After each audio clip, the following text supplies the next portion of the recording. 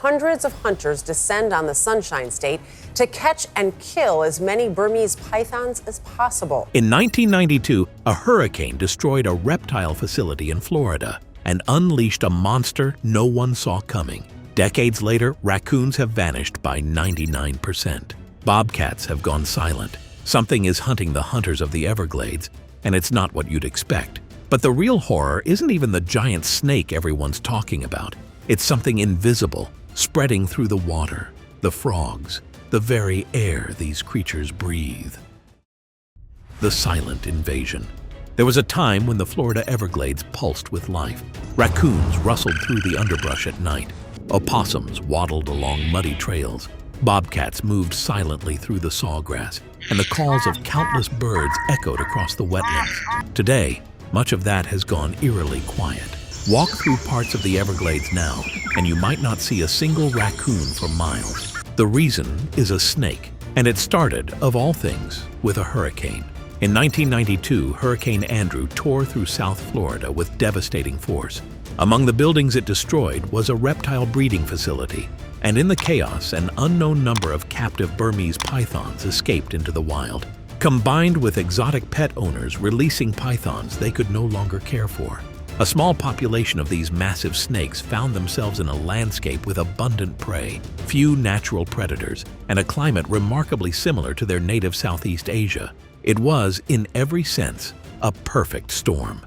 Burmese pythons are not small animals. They can grow well over 15 feet long and weigh over 200 pounds. They are ambush predators, capable of swallowing prey whole, and in the Everglades, they found themselves with almost no competition. Over the following decades, their numbers exploded. Today, estimates suggest there could be anywhere between 100,000 and 300,000 pythons living within the Everglades ecosystem. Nobody knows the exact number because these snakes are remarkably good at staying hidden. The consequences for native wildlife have been staggering. Studies tracking mammal populations before and after the python invasion found declines that are almost hard to believe. Raccoon populations dropped by over 99% in some survey areas. Opossums nearly vanished. Bobcat sightings plummeted.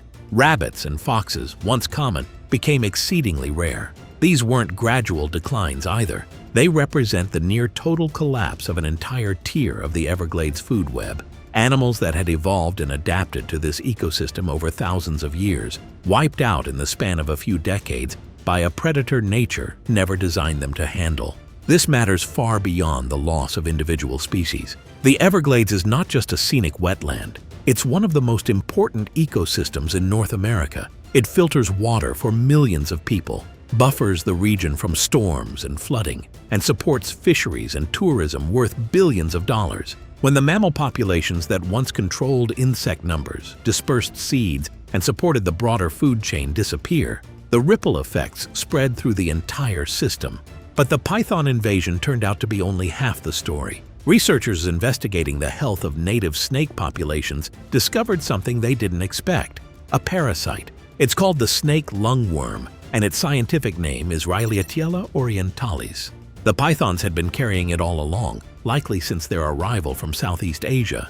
Burmese pythons, having evolved alongside this parasite, are largely unaffected by it. Native snakes have no such immunity. When they become infected, the lungworm settles into their respiratory system and causes a slow, debilitating decline that eventually leads to respiratory failure.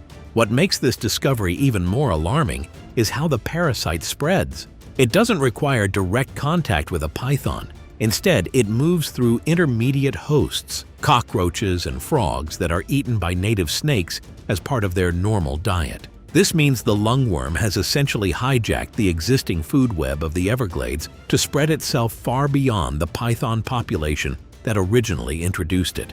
Scientists have found that the parasite is now sustaining itself independently in native snake populations, with no python involvement necessary at all. In other words, even if every python in Florida vanished tomorrow, the lungworm would keep spreading on its own. The damage is, in a very real sense, already locked in. Faced with this crisis, wildlife agencies and conservation groups have tried a range of strategies to bring the python population under control. Public hunting competitions, often called python challenges, invite hunters from across the country to compete for prizes based on how many snakes they can catch. Professional contracted hunters patrol the wetlands year-round, often working at night when pythons are most active. Collectively, these efforts have removed more than 23,000 pythons from the Everglades since organized removal began. That sounds like a significant number, and in some ways it is. But against a population that may be as large as 300,000, it barely makes a dent. Researchers estimate that removal programs are likely capturing less than 5% of the total population in any given year. Pythons are extraordinarily difficult to find. Their camouflage is excellent. They can remain motionless for long periods, and much of the Everglades is simply inaccessible dense wetland that no hunter can effectively search. Female pythons can lay dozens of eggs in a single clutch, meaning the population can replenish itself faster than hunters can remove it.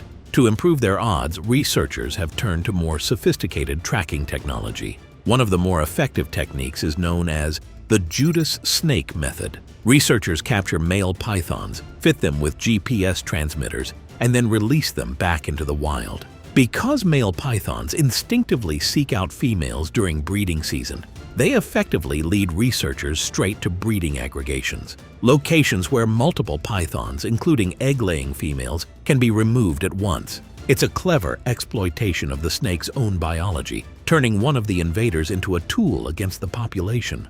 Despite the grim numbers, there are genuine signs of hope emerging from the Everglades. For the first time in roughly 20 years, researchers have documented native predators beginning to prey on pythons. Bobcats have been observed attacking python nests. Alligators, apex predators in their own right, have been seen killing and eating pythons. Even the Florida panther, one of the most endangered mammals in North America, has shown signs of preying on these invasive snakes. This kind of behavioral adaptation is rare and significant. It suggests that native wildlife may be slowly learning to treat pythons as a food source rather than simply a threat, which could, over time, provide a natural check on the population.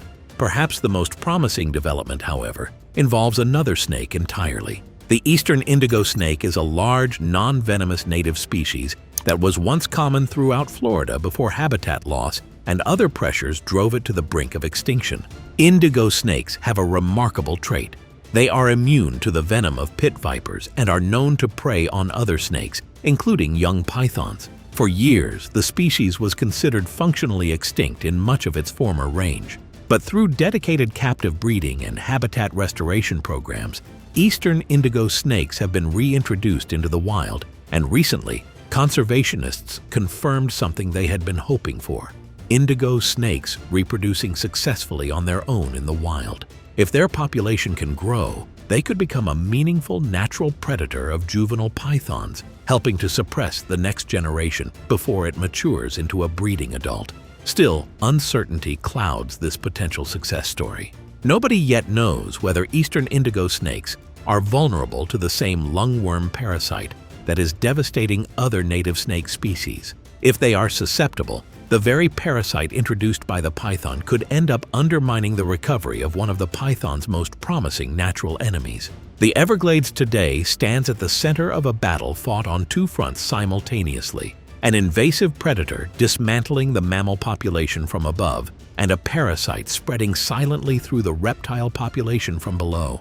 Scientists, conservationists, and dedicated hunters continue to fight back with every tool available, from technology to biology to sheer persistence. Whether those efforts will be enough to restore balance to one of the most unique and vital ecosystems in the world remains an open question, but the fight to save the Everglades is far from over.